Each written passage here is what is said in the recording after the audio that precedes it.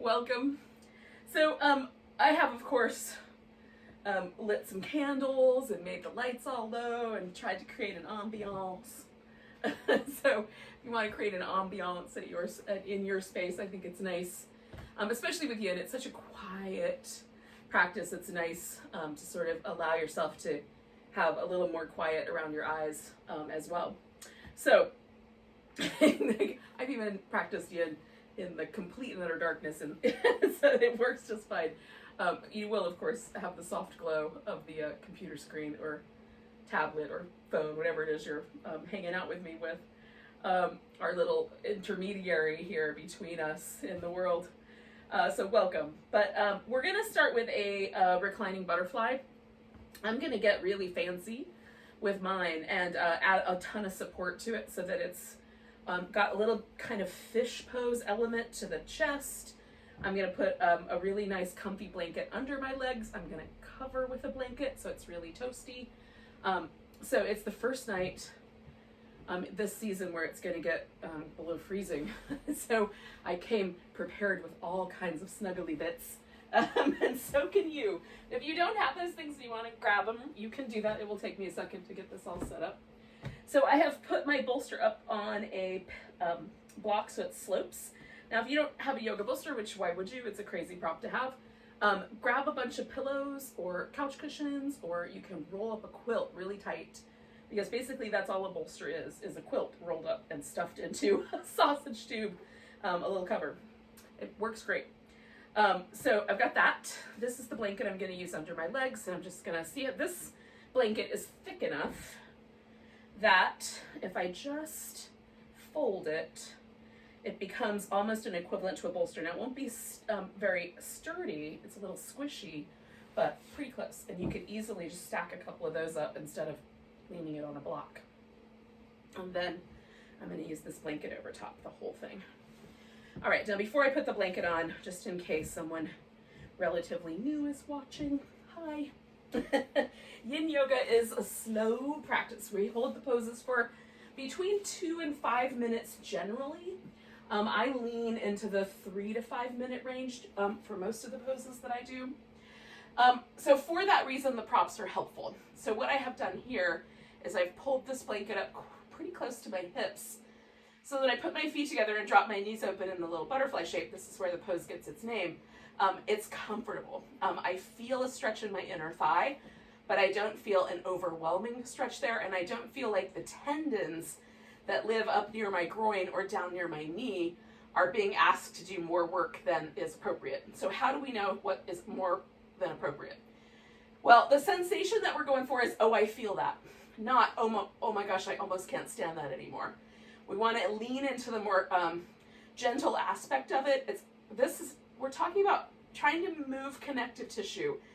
And connective tissue is not particularly interested in moving. It's a little bit recalcitrant. So we want to approach it gently.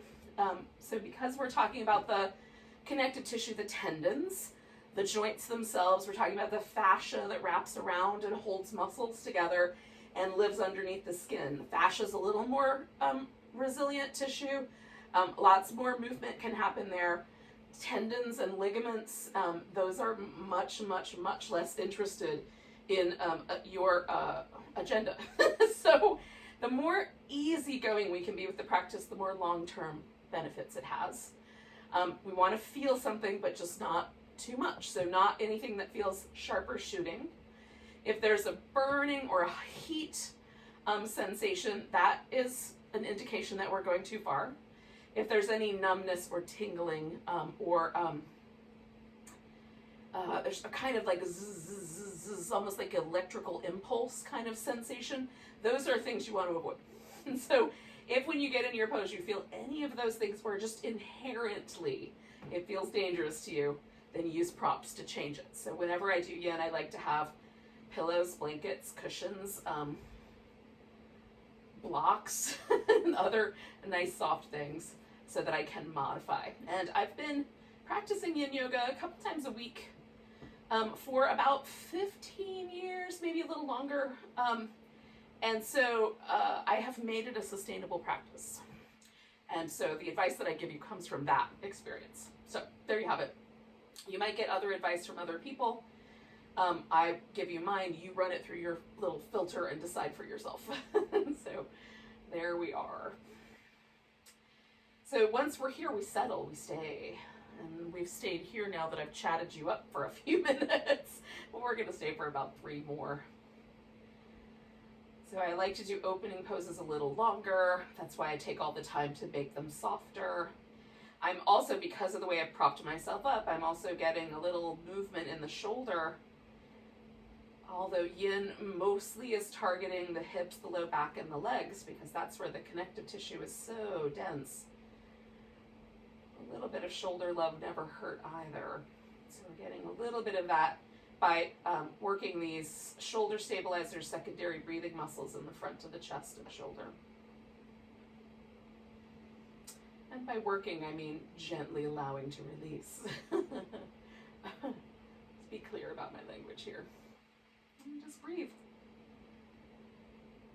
So one of my favorite things about the breath, and the thing that I'm most grateful for, in the month of November, I like to consider all the things that make me feel gratitude and admiration. And the thing that I most admire about the breath itself is that it's an automatic process that just comes and goes. Like, I don't have to think about breathing. It does it all by itself because it's an absolute necessity.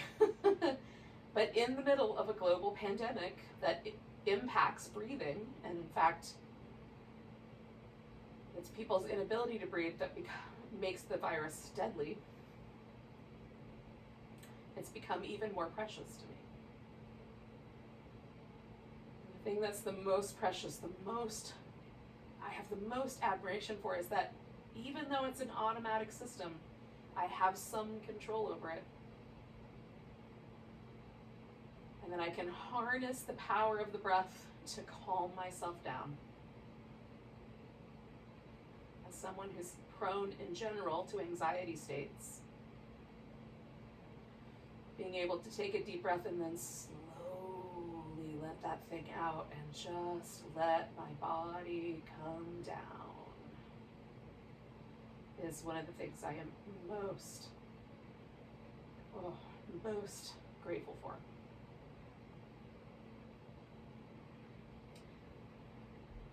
So let your breath be that gateway for you to come to a centered place, to bring you home to yourself.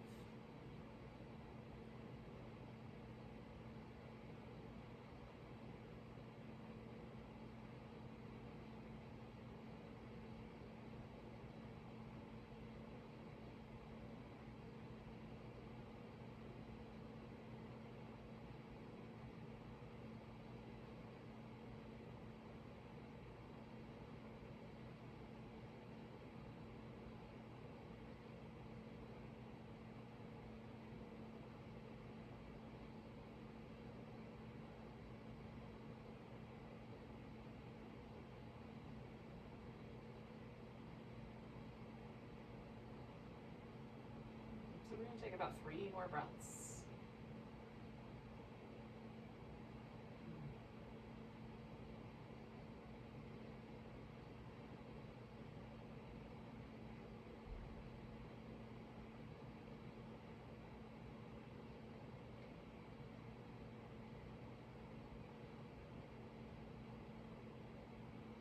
Now, the first thing I'm going to do is I'm just going to bring my knees together and straighten my legs out, and then I'm going to stretch from fingertips to toe tips while I'm still kind of up on this little perch here.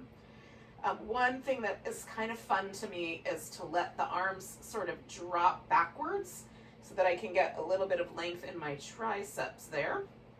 It's pretty spicy, so I'm not going to want to stay here especially long, but it just feels nice to me to, we've been stabilizing the front of my shoulder. It feels kind of nice to try to get to the back side of things for a moment. And we'll come back to that notion in a bit. So I'm going to slide the blanket out that's underneath me. And so you can see what on earth I'm up to. I'm going to take this blanket off temporarily. I like to, when I come out of poses or get off of props, so I try to make it as relaxed as possible.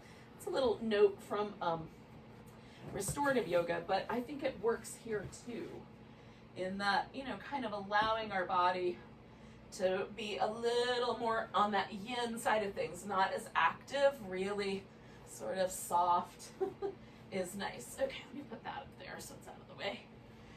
Oh, so now that I'm here on the floor with nothing else kind of inhibiting my movement, I'm gonna just do some little things to sort of settle myself. I like to do little sequences of poses and then some movement, but sometimes with a pose that's held really long, I'll do the movement right after the pose. And can you feel any differences that have happened in your body? Like my back feels like it's spread out almost as wide apart as my mat is round.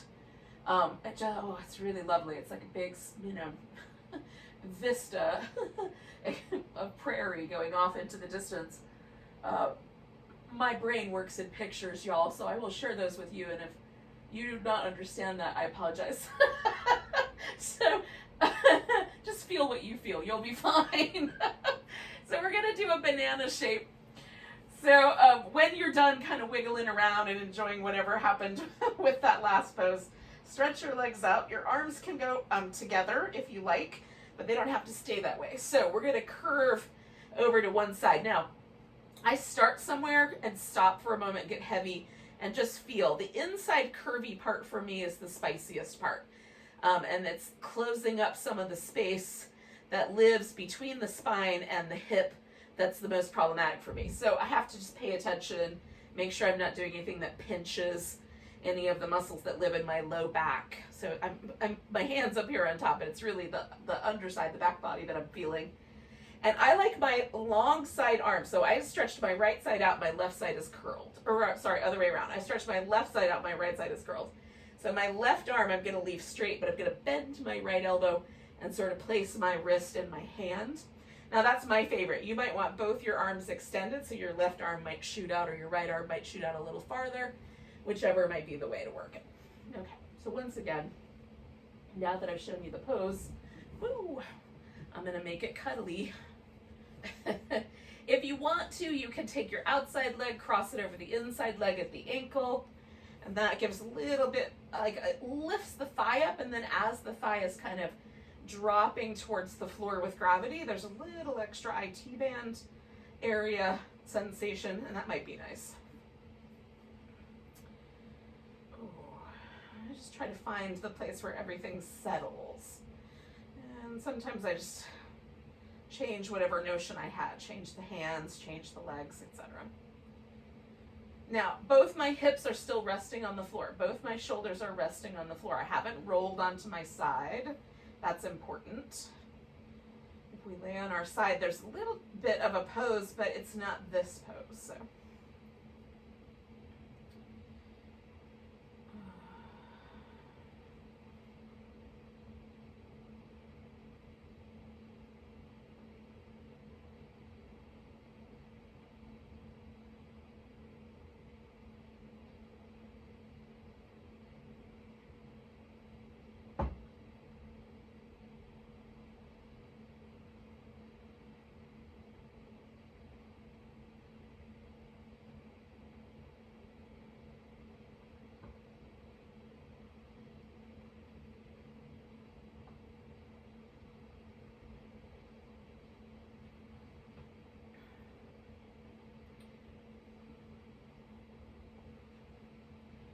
I'm going to stay for about another minute here.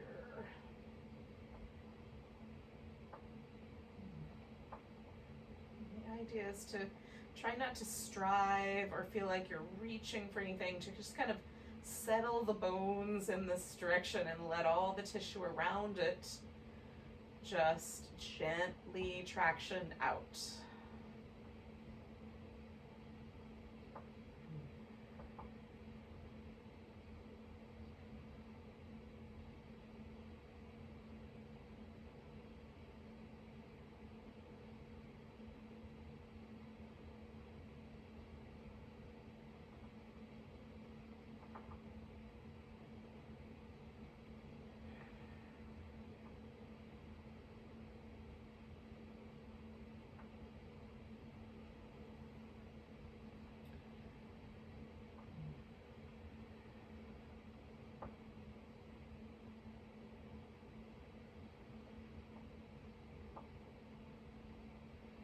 take a nice big breath and wander back to the center. Oh, now, I like to just pause for a second, let everything relax, and then I like to do a little bit of movement in between sides, just simply because that sort of one hip being in slightly different arrangement to the other makes my sacrum just feel a little interesting or a little odd when I come out. And so I like to just settle that area before I do the other side. And I'm learning this over time. When I was younger, I would do one side immediately after the other. And so if that's your preference, cool. You can go into the other side and hang out longer. For me, it's nicer to take a moment in between. There's this place that I feel my body sort of settle in between yoga poses. And the way that I often describe it is like when you lean the seat back in your car, this is kind of really gentle sort of sense of relief or release or softening. And so I generally wait for that now before I go to the other side. And it's just a really subtle shift in the way the body experiences, the way my body experiences a pose or experiences hanging out. And so that's what I do. I like play around, move around a little bit until I feel that kind of gentle sort of sense of letting go. I'm describing it that way. You are going to have to find your own awareness of that sensation. It's not something that I noticed for the first, I don't know, 3 decades of practicing yoga, maybe. It's something that is, you know, now I'm describing it, but if I had known to look for it, I might have felt it. I just didn't know.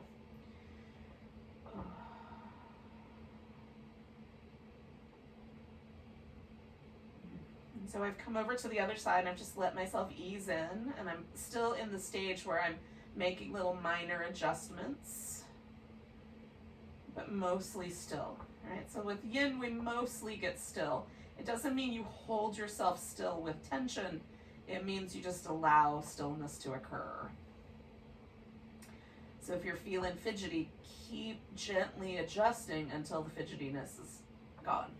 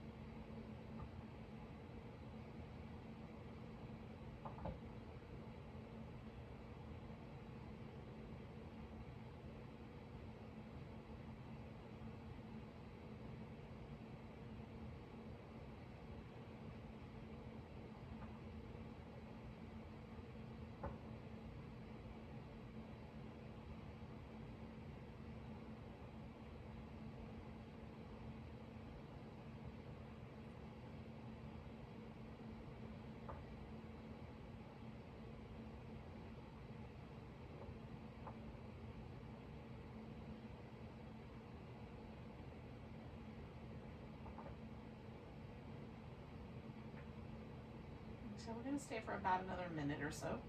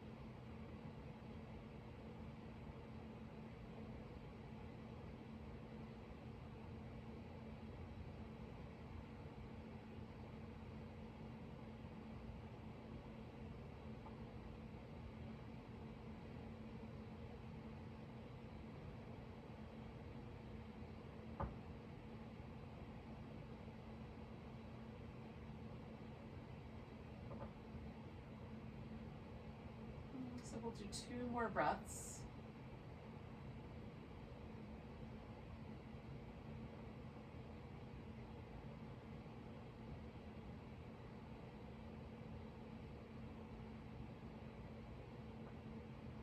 All right, when you're ready, you're coming back to the center. And again, you can take a moment just to kind of rinse things out, or just pause without the pose interference. Now we're done with this little segment of our class. So this reclining segment is over. We're going to come to a seated position next, but you can take your time getting there. You can spend like the next 30 seconds to 60 seconds sort of jiggling.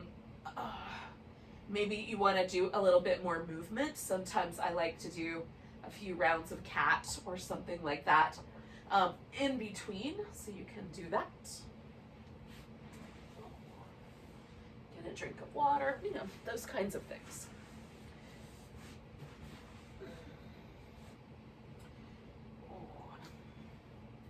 As we get into winter, I find one thing I really love to do during yin is to have like a cup of warm tea. I used to stop and get a nice London fog latte on my way to yin class in the wintertime at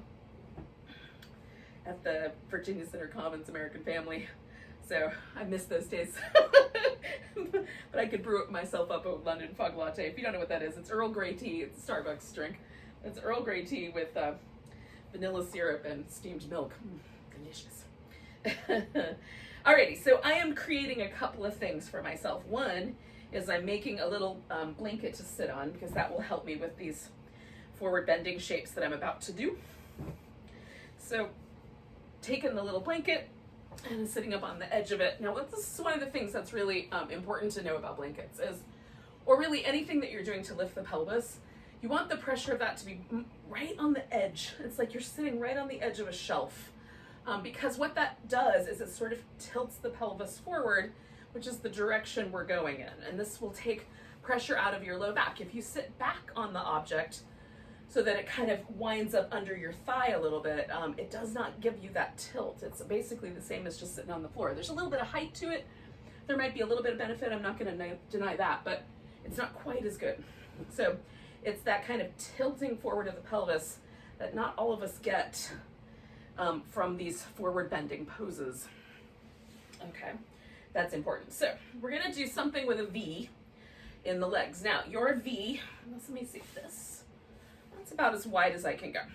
It's a little bit wider than a 45-degree angle, but this pushes my hip socket right to the edge, right on. So generally with yin, I like to have a little bit of a room where I'm not doing too much bone-on-bone compression. A little bit of that is okay, but not a lot of that. So I come back just a notch away from my edge. And then because I've got this blanket here, and I've also put a blanket under my knees, I have quite a lot of forward momentum in my pelvis.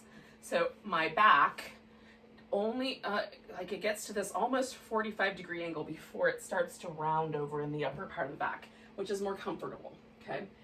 So if you want something that's a little more comfortable, do that. And then I'm gonna put a pillow here so that I don't have to try to get my elbows to the ground. And I often, with a yin, will use my hands as a little headrest. I might do my forehead or my chin, whatever feels nice in the neck. I switch off.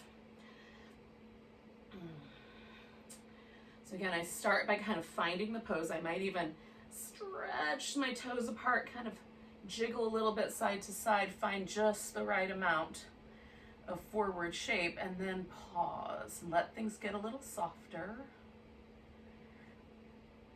And the tricky part of this pose is that a lot of us, when the legs go wide, and it's almost half the population, so it's a lot. When the legs go wide, the pelvis goes backwards. So if that's you, and you're fighting the pose right now, the couple different options. You can bring the legs closer together, definitely bend the knees more. That seems to help almost everybody. Or you can flip onto your back and slide to the edge of a wall or the edge of a couch, and then put the legs up in the V shape so that your spine is on the floor and you're just asking the wall or the couch or whatever to be the support for your legs. And that's a way to get the inner thigh love of this pose without the spine not so great of this pose. So you can switch it up. One of the benefits, I guess, of practicing at home is maybe there's a bed right there or there's a couch right there and you can utilize your furniture for yoga. I've been utilizing the furniture for steadying myself in balancing poses. I'm going to have to learn how to do them again without the furniture at some point in the future. Oh.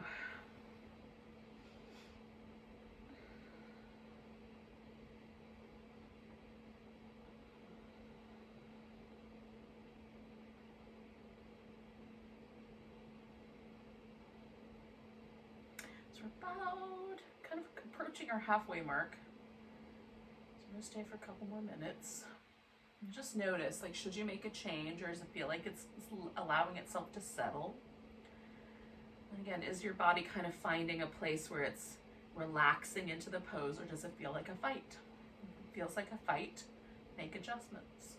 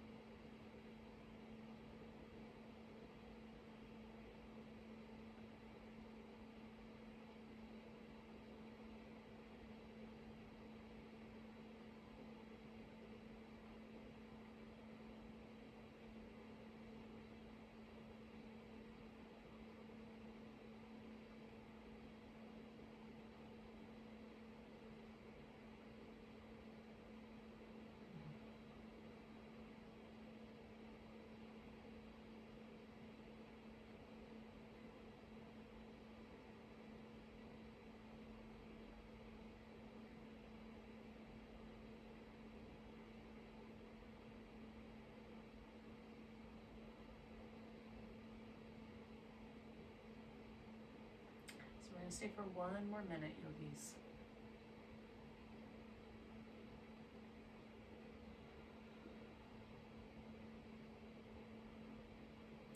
So I'm taking really deep breaths as I hang out with poses. This is my favorite thing about yin, is that it just gives me a chance to settle my mind, just pay attention to my breath.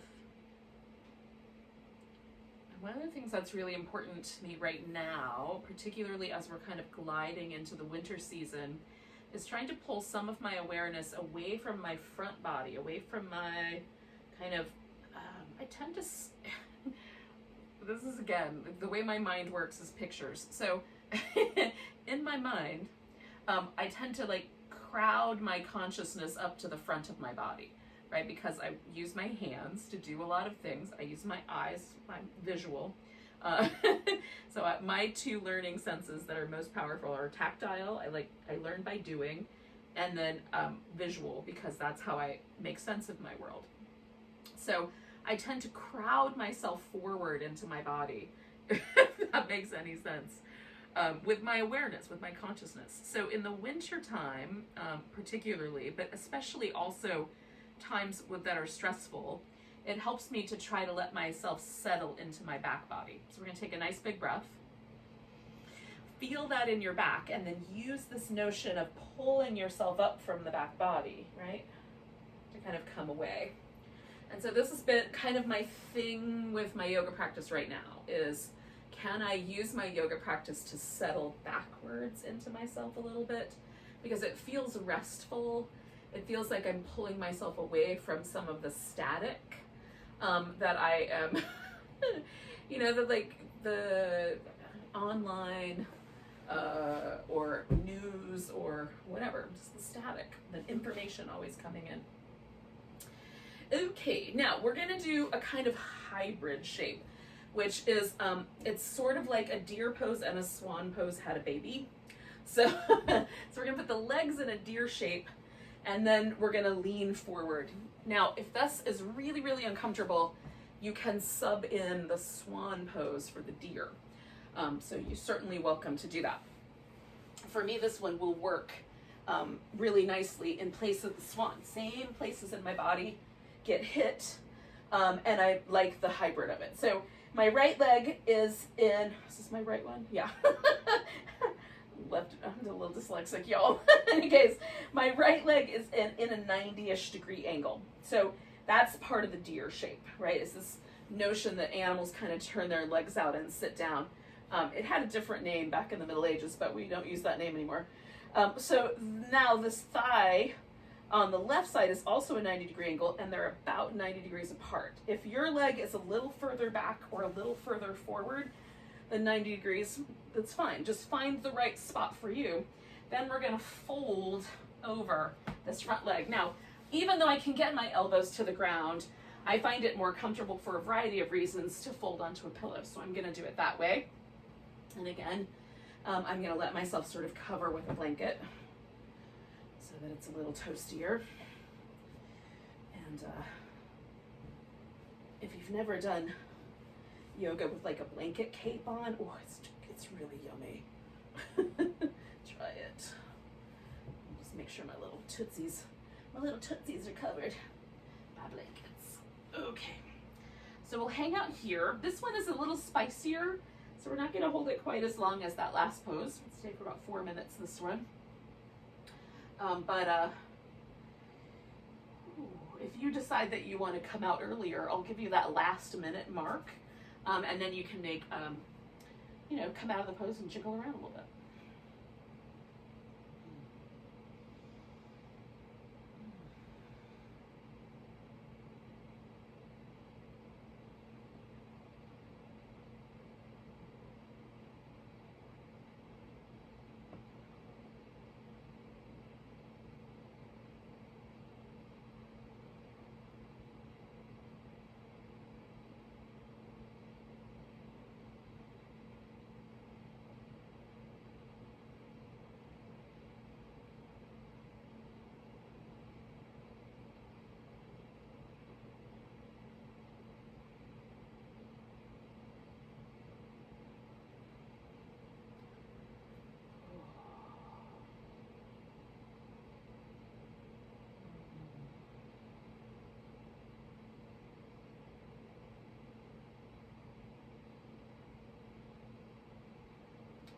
Somewhere to put my head down. I think this will work. Oh yeah. Sometimes it feels nice just to put the weight of my brain somewhere. My brain feels heavy.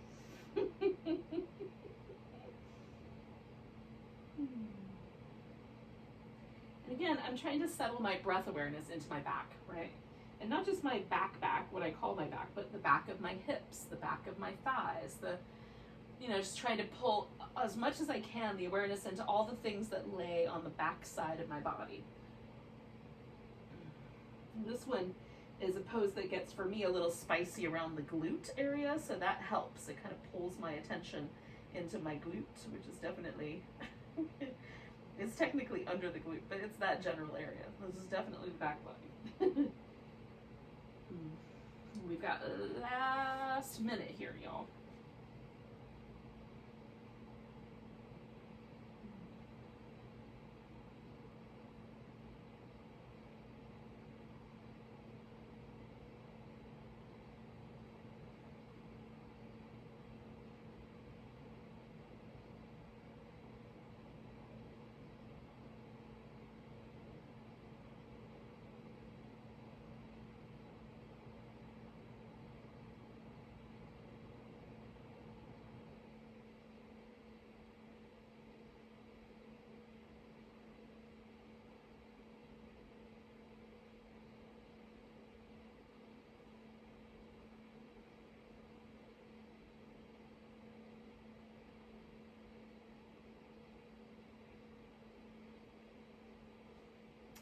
and take a nice big breath.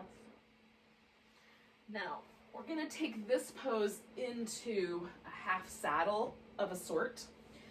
It can be a straight up half saddle or half hero, if that's the way you want to call it. You can call it whatever you like.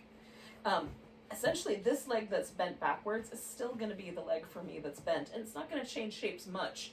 Some people will be able to pull their foot right in against their hip. And so if that is you, then you'll be able to pull that off. Just by kind of shifting your weight around a little bit. For me, it's not going to go there. But what I am going to do is give myself a little bit of support under that leg. So, put a blanket here. And then I can take my ankle and sort of drop it over the edge of the blanket. And then my elbow will find this pillow. And hopefully I can do this without finding a candle with my hair. So I am probably going to leave this leg out long because I tend to need to roll my hips a little bit towards the long side because I don't have the ability to bring this heel right up against this hip. I need to adjust my hip so that it matches my knee. So that's what I'm going to do. But some of you may want to bend this leg and put the foot on the floor. And that will give you kind of a little bit more of a rock back into this pose and really focus a little more attention towards the top of your thighs. So whichever you think is going to be better for you, by all means, adjust. You can even, if this is a pose that provides no sensation much at all, you can bring this leg up into your chest. That is not my issue. This pose provides lots of sensation for me. So I don't need to take any additional steps, but for you it might be appropriate to do so.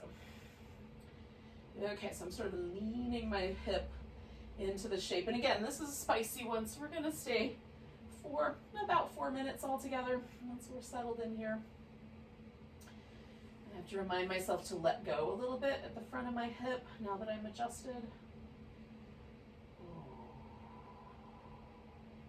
Now, if I find that my body, again, is fighting the pose, I feel myself tensing up, like I'm on a bed of nails, then I will adjust my pose, right on, to make sure that I am not causing trouble for myself. I'm going to pay for it later.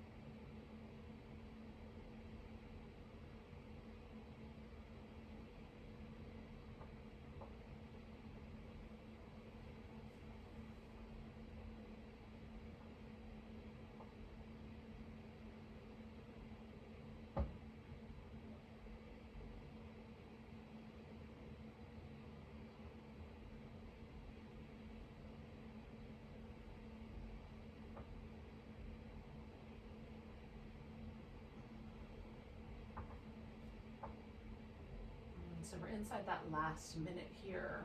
If for any reason you're like, oh, I've got to get out of here, this is your chance. You can escape.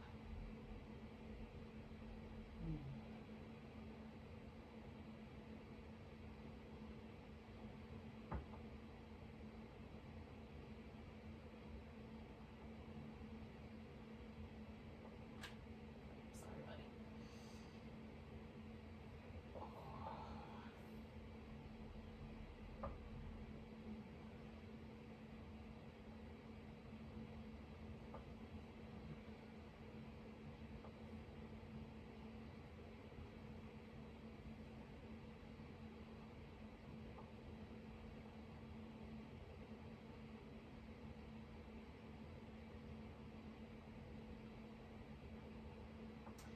I'm going to take a nice deep breath. Now, I'm going to bring my two thighs as close together as I can possibly bring them so that when I roll out of the side, out of the pose, and roll over to the side, my knee has somewhere to rest, right? So then I'm going to straighten out the leg that's been bent this whole time. I'm going to just roll myself back onto my back and take a moment here to sort of release the pose and see how I did. I always know if I did a pose okay because it feels good when I come out. There's like a softness, a kind of pleasant sensation in the body. Sometimes it feels, like a little pleasant, like the pose hugged me. But if I come out and my knee is like, oh, or my hip joint is sore, or my, part of my back is sore, then I know, okay, I need to change things up a little bit next round. Now, I do like to rinse out my ankle joint because even though I had that blanket there, there's a little bit of pressure that's put on the top of the ankle. It feels nice to move the ankle around. Ooh. So since my props are kind of over on this side of the room, I'm going to do my other side of the two poses that we did. So the swan / deer hybrid, or you can do a straight up swan / pigeon, or your whatever your version of that might be, right? If you switched it around. So I've got my deer shape set up, 90 degrees, about 90 degrees apart. I'm going to put this blanket on my body so it's nice and cozy. And then I've got a pillow up here to rest my elbows on. And I also have this guy just in case I want to put my forehead down again. That felt really nice last time, so I might want to do it again. And the first thing for me is just like even just a little bit of fabric on my inner knee that's not even. Oh, I do not like it. That area right there on the inside of the knee is so sensitive for me. I have to have everything really smooth, so it takes a second to get to get it just right, and then figure out the angles. Oh, and then we'll stay a while.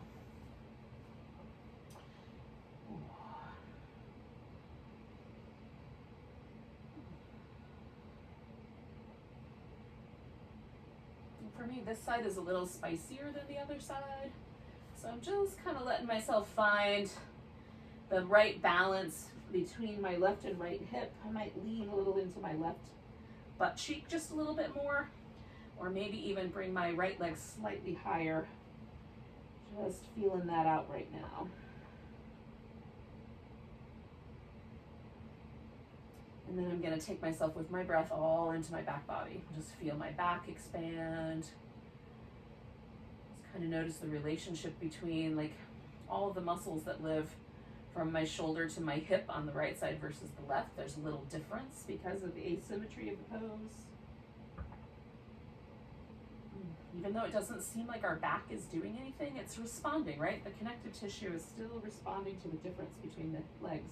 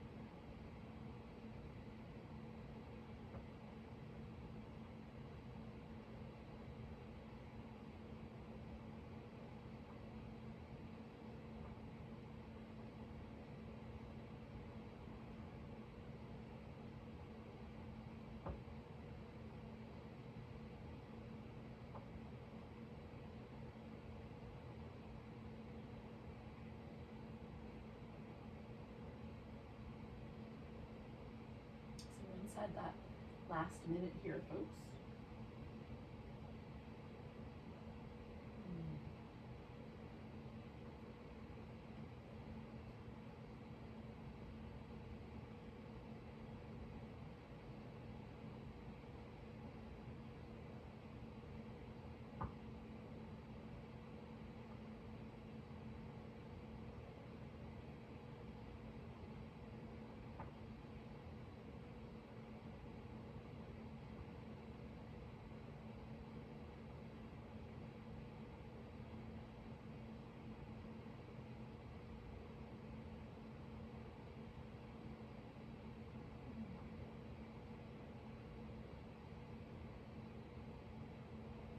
Take 2 more big breaths.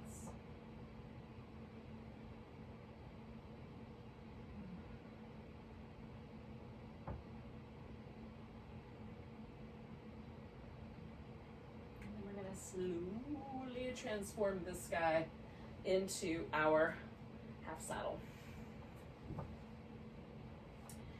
Taking whatever time you need to make that happen.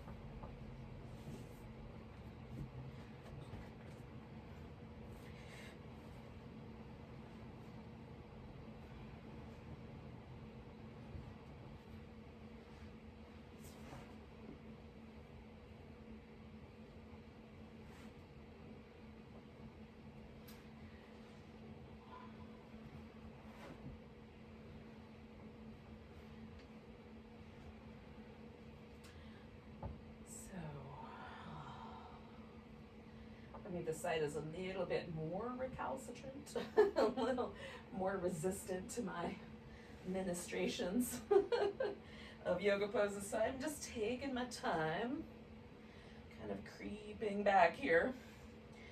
But you, if you're already in your pose, just let yourself take that moment to relax and make sure you don't need to make any little last minute angle adjustments or anything like that. I mean, you can make adjustments all the way along the way, right? There's no adjustment time period. We can adjust whenever we need to. Now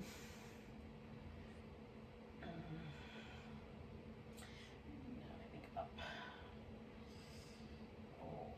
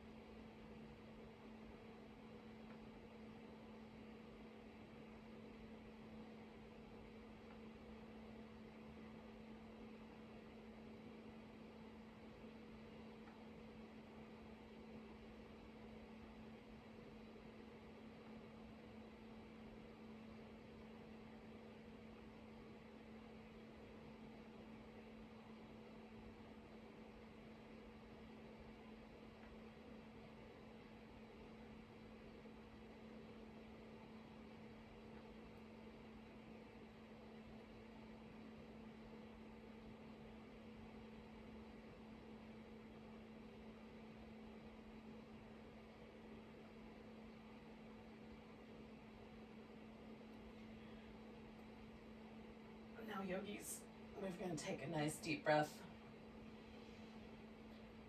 And then we're going to slowly emerge from this pose.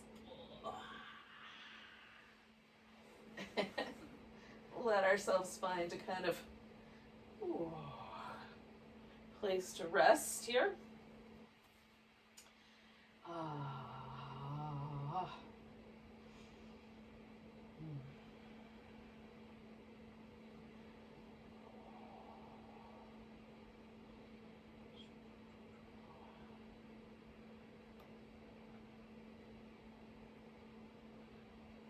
Now, we're going to do an inverted pose, and I am going to do a supported bridge pose, but I'll show you a couple of options, or tell you about a couple options, I guess.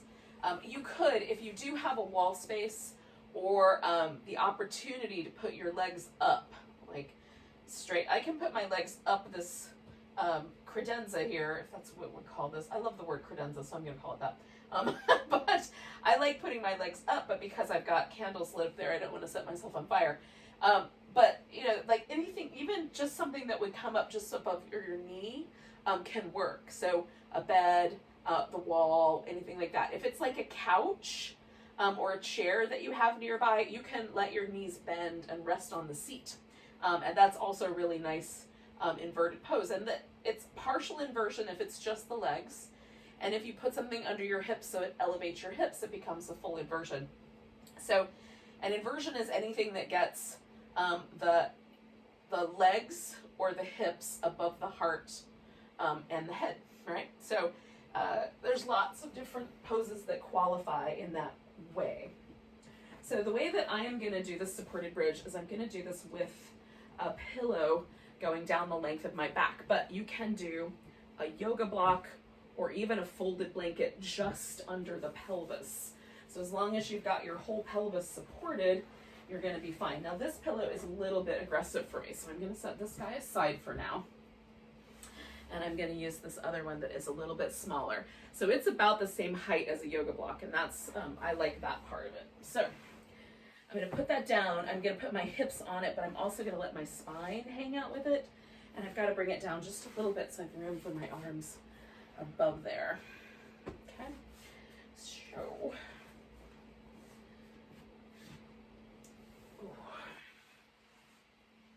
Sitting on it and then laying back. So right now my shoulder blades are resting on the pillow. So I just back up until my shoulder blades rest on the floor and there's not too much pressure in my neck, right?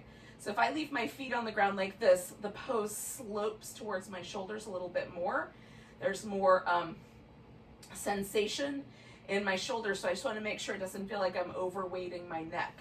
As soon as I straighten out my legs, my hip flexors pick me up off the floor a little bit, and now my neck and shoulders are almost, they're not suspended on the floor, they're still resting there, but they're so light because this big hip flexor that holds onto my rib cage is pulling me slightly up when my legs are fully extended. Now that gives me a really nice release in my hip flexors, and I appreciate it. So this is how I'm going to hang out for the most part. But if it feels too intense in the front of your hip or in your low back, then you can do one leg at a time or both feet on the floor. I love the one leg at a time also, so that might show up along the way as we hold the pose. So you could do your legs up the wall, your legs over the chair, or you could do this supported bridge. Do you want to do a hybrid? I am fine with that. It's your pose, you're at your house. I'm not policing you. The thing with yin is we want to get as relaxed as possible. So just whatever you do, just make sure you're as relaxed as possible. So there's the quality that defines yin, right? In the Tao, which is the image that you see where there's a circle and half the circle is black and half the circle is white, but the line is swirled. So you have almost like a paisley shape. And then there's a little dot, like a little white dot on the black side, a little black dot on the white side. That represents this Chinese philosophical system called Taoism. And it's an image that is meant to convey this understanding of the nature of manifest reality, right? Everything we see around us is in this sort of interplay. There are no hard lines between left and right, black and white, day and night, masculine and feminine. It's a swirled line, right? So anything that has a duality to it, there's an understanding that that duality is a little bit shady, like it's not exactly clear. And often one sort of morphs into the other. That's the little seed, right? Each is giving birth to its opposite all the time. So it depends on the relationship as to what is yin and what is yang. But the yin things are, generally speaking, a little bit more relaxed, a little more allowing, a little less active. You know? So our active practices, whether they're yoga practices or running or cycling or walking or boot camp, whatever we might do, those are the yang practices. We want to create a situation where we're as receptive as possible. So that's the yin. But again, it's a spectrum, right? And so you're going to find your appropriate spectrum for what yin means to you.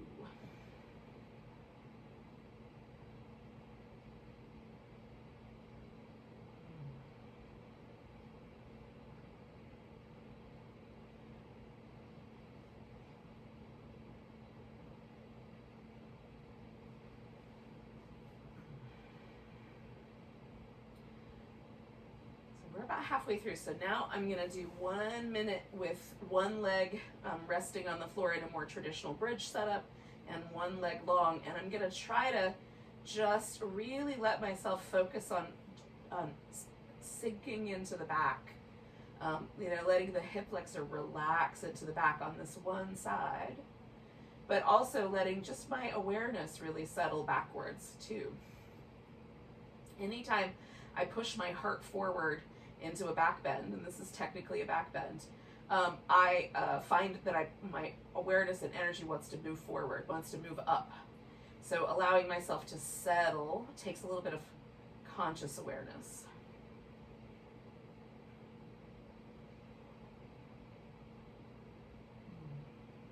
This is where these notions that forward bends are calming and back bends are energizing come from. It's not necessarily that they're always that way, but they might kind of create a situation where we pay attention to certain parts of the body a little bit more. And as such, they have that kind of quality to them.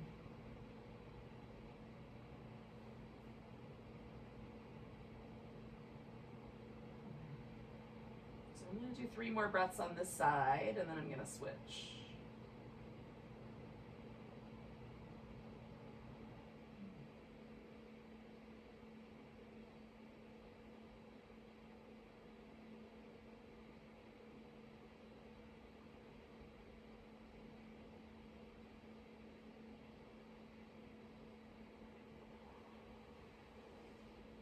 Just slowly slid this foot into place, and now I'm going to slowly slide the other one out and let that hip kind of start to sink a little bit more.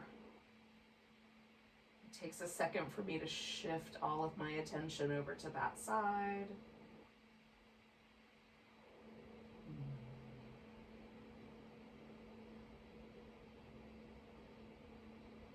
Whatever inversion you're doing, and that's the right word, I think, whichever one you're doing, you might just, give yourself permission to notice the right side or notice the left side, or notice the breath in one lung versus the other lung. Like, it's fun to kind of shift your awareness around sometimes while you hang out with a pose. Either that or you could be making a grocery list and stuff like that, but we could do that later. We're only going to be doing this pose for a short period of time.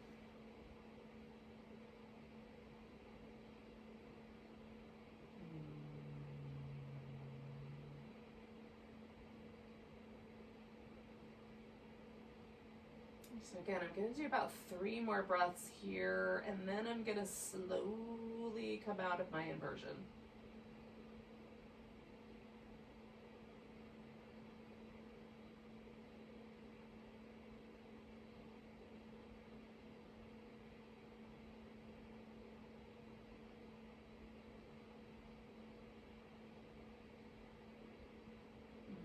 Now the way I'm going to get out of here for myself is I'm going to roll to my side and then get the pillow out from under me. When I do it with the block, it's sometimes easy just to lift the hips and slide the block out, but this guy comes all the way up my back, so there's not as much leverage there. So I'm just going to roll over, pull that out, and then roll back into a twist. So my legs are over on one side. I'm going to make some adjustments by giving myself something to rest my legs over, so I can kind of wrap them in an eagle shape. That's really relaxed and not too intense. And then I just am playing with my left shoulder. So I'm letting my legs over to the right, my left shoulder, I want to stay heavy on the left. Now, if you were doing like a legs up the wall or a legs over the couch, take your time coming out of that. You might even need to move away from that surface so that you can come to your twist, just whenever you get there. This was just an easy transition for me because of how I set myself up. This guy will stay for a couple of minutes on each side. Now, I love side bending and twisting postures as sort of transitions between places. So if I've done a bunch of forward bending poses and I want to transition into a back bending set, then I'll use some twist in between. In this case, I'm using these twists as a kind of transition zone into Shavasana, into our final relaxation shape. So I'm letting it be really super relaxed. If I'm using it in a more active way, I might be, doing a little bit more work holding onto my big toe. You could do the cat pulls its tail here if you want to do that version. So your decision to be more active or more relaxed is, of course, you get to have that power. But I'm letting you in on the secret for me anyway. I'm using this as an opportunity to calm and go back into my back body. That back bend, that bridge that I did, having pulled me a little forward. I'm letting you see behind the curtain a little bit, y'all. So you can decide for yourself what's right.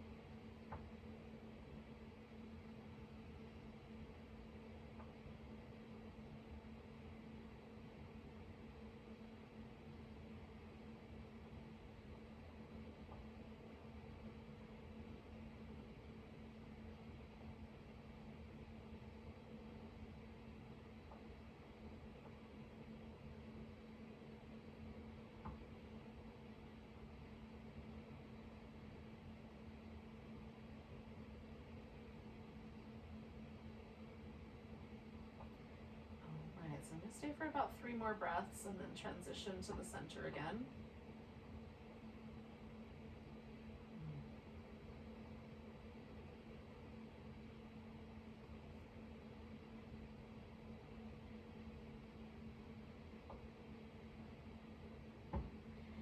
Now I'm going to kind of push myself with my bottom leg so that I can keep the side that's been under pressure a little more relaxed as I transition. It's not a, it's a subtle difference, but for me it is a difference. It makes a difference. Okay, so now that I'm here, I'm gonna do these little windshield wipers because I like the way that feels. You might wanna pull your knees up into your chest a little bit. Oh. And I wanna let the pose, again, I'm waiting for that moment where my body settles, because often, especially with twists and side bends, I need a little transition space for the fluid in my spine to kind of move back where it came from. It gets moved around when we play with our spinal vertebrae. Alrighty. So, just checking to see if I notice a really big difference between left and right, and I don't. So that gives me a permission to come on over this other side. And again, I'm just going to cover it up so that it's warm and toasty.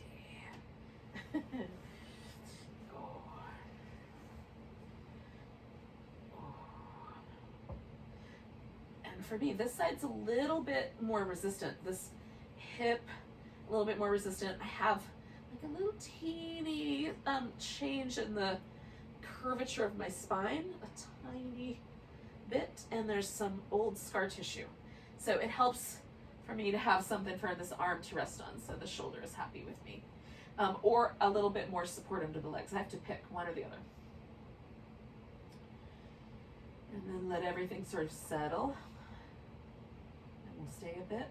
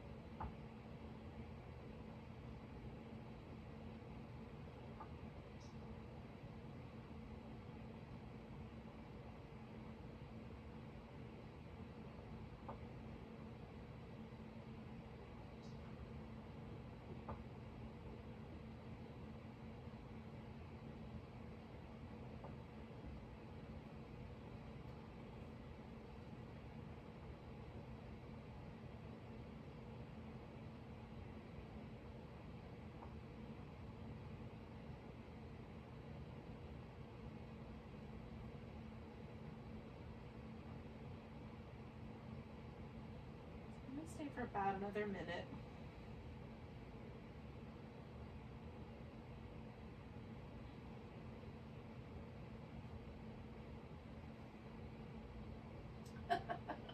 Hello there. What are you doing? Hey now.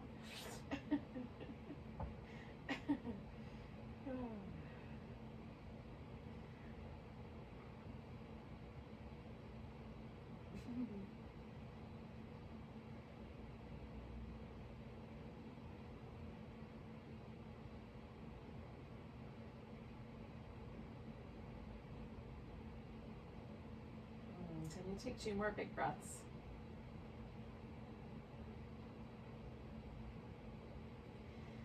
Again, I'm going to try to be as just easygoing with this transition as possible, kind of pushing with my bottom leg a little. Oh, once I'm here, I'm sort of settling myself so that I'll be able to just stretch my legs out over this pillow. Because it is time, it's time to just relax, yogis. Do a little Shavasana. Although, my tiny little stealth weasel is awake now, so it's possible that I will get interrupted. But we'll see. She may go entertain herself over where you guys are, make a bunch of noise. So, let yourself stretch yourself out and just let go, relax.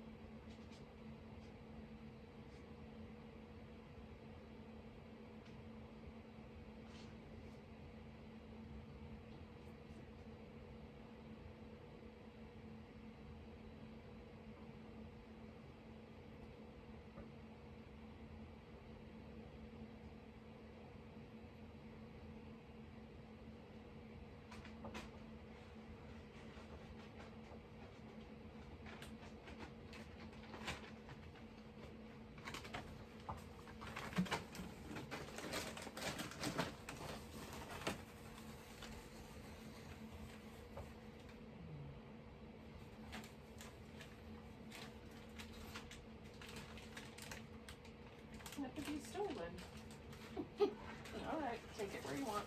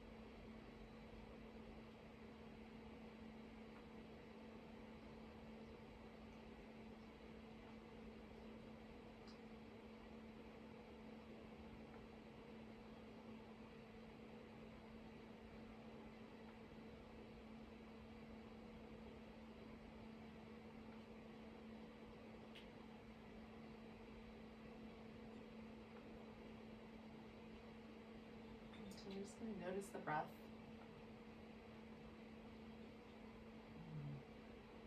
Take a couple of nice deep breaths.